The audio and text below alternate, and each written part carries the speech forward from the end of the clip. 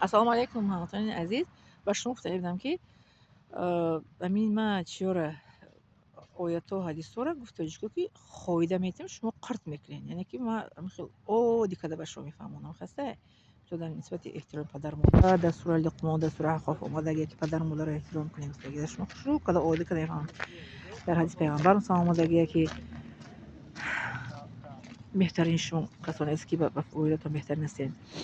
بعد انا چیز در آیت در بابت خواندن دویم باید ما بگیم همین آدمایی که علم داریم کو مثال علم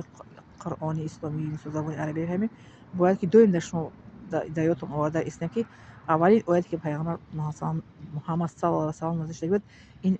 بخوان گفتگی بود اقرا بخوان باید که شما همتون همین کسی که تماشا ببینید من هستید خداوند از شما راضی باشه بهترین انسان‌های روی عالم هستید شما خداوند هیچ گاه شما چشمکتون نما نبیند دلتون غم نبیند چشمتون گرد نبیند دلتون درد نبیند همیشه سعادتمند باشه خداوند سعادتمندی این دنیا قبل برای همه این تماشاگران یا پادپисчикои ما نصیب گرداند ان شاء الله و التماس از شما میکنم کسایی که مثلا کتابخوانی دوست نمیدارید کم کم کتاب بگیرید بخونید من هر روز کتاب میخونم کتاب نقد میخونم من کودکیم کتاب نقد میدم کودک من میگه کتاب نقد میگرفت چه من کتاب میگیرم مکتب فقط کتاب انگلیسی میخونم باز زمین بیبلیوتکشون میرفتم میخونم کتاب در اویلای ما کتابخوانی این چیز عادیه در اویلای ما ما در کودکیم در یادم هست که در خونه‌م یک شکاف کلام بود شکاف کلام پر کتاب بود کسی که میخواست گرفته خوندن میگرفت در خونه ما کتابخوانی چیز عادی بود میخوندیم گپی عادی گپ نمیزدیم کتاب میخوندیم برای همین کسی که شما کتاب نقد نبینید که گیرین یک روز مثلا یک چند جمله خوانید با روز دیگه یک چند جمله بگیرین یک آیت قرآن مثلا ترجمه شه به زبان تاجیکی خوانید یا به زبان کسی میفهمه ترجمه شه خوانید مثلا آیت قرآن هم خاصه یا کسی که نقد می‌بینه زبان آموزی رو زبان‌های خارجی رو آموزین یک شاگردی بعد مکتب میونه وقتی درس می‌داد مکتب هشت صنف 7 و فکر کنم بود یک صنف 5 تاجیک بچه گفت که من انگلیسی چطور کنم من انگلیسی ندارم انگلیسی شو می‌کنم گفتم شاگرد محترم انگلیسی میری نمیری 45 دقیقه با همراهی من باید که در این صنف باید باشین انگلیسی رفتن نرفته شما کار ندارم لیکن باید باشین یک تا به مثال آوردم براشون گفتم که یک تا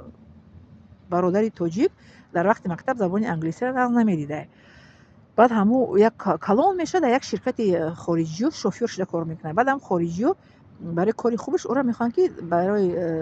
تماشا پوتیوفکا میتین طرفی تایلند مالایزیا بود رو میگه زبان انگلیسی نمیدونم رفتم کورس زبان انگلیسی خواندن که زبان چی میگن گپزنیش بدونیم کمی بیش یاد گیرم برام میگه کاش که میگه در مکتب میخوانم انگلیسی را در مکتب انگلیسی را نمیدیدم نماده انگلیسی در کار شد بابا بچه هم شاگرد میگه که دیده شما نمیدونید که در آینده شما چی انتظار است اما پشیمون شد که من زبان انگلیسی بخونم من شما واسه خونید پشیمون نمیشه این من معلمی انگلیسی من در مکتب که احترام میکنم درسش که نظم میخونم این من معلم انگلیسی شدم آدم باید که معلم احترام کنه درسش باید گیره این نمیشه که من زبان انگلیسی من چطور کنم من انگلی نرم بعد گفتن که رحمت معلم بسیار پندی خوب کردین نصیحت خوب کردین ما پس از این کوشش میکنم انگلیسی رو یاد بگیرم با پیش اومدم شاگردم گفت انگلیسی نرم انگلیسی کار معلم مرا درس ایدئولوژی میتینگ انگلیسی خوب شد گفتم مایله با درس ایدئولوژی چند بار اومد خونه درس میدادمش انگلیسیش خوب شد برای این کسی از شما میخواد زبان انگلیسی رو ببینید مثلا زبان خارجی مثلا کسی کدام زبانی رو میخواد روی زبان آموزی زبان آموزی برای انسان هم خوبه یعنی که زبان دانی جهان دانی هم خاصه با در مثلا در عربی زبان مثلا است که اگر خواهی که سر اسرار دشمن تا بدونی زبانش با اون گفتگی سر اسرار دشمن رو دونستن زبانش نبودونی که سر اسرارش رو بدونیم خاصه سکرتشونه برای وقتی جنگ بزرگ وطنی ده و میکردن که برای разведчик کردن زبان نمیسی رو می‌آموزوندن برایشون میکنن разведчик وقتی جنگ بزرگ وطنی از سال 41 45 کدام разведчик میکردن اول زبان نمیسی رو می‌آموزوندنشون برایشون میکردن بله برای که خبر میدادن که چی گپ در بین نمیسا زبانی دشمن می‌آموزوندن برایشون میکنن برای میگه که سکرت دشمن خواهی که دانی زبانش بیاموز برای همین زبان دانستن خوب است میگه که هر کس با زبان خود سخندان گرده دانستن هر زبان آسان گرده اینکه اول زبان خود اگر خوب دانی کدام زبانی که بخوای باید تعلیم میگیری برای همین زبان خودتون اول خوب یاد گیریم به زبان خارجی هم اگر خواهید تعلیم بگیرید یعنی مهم یعنی چیز میگن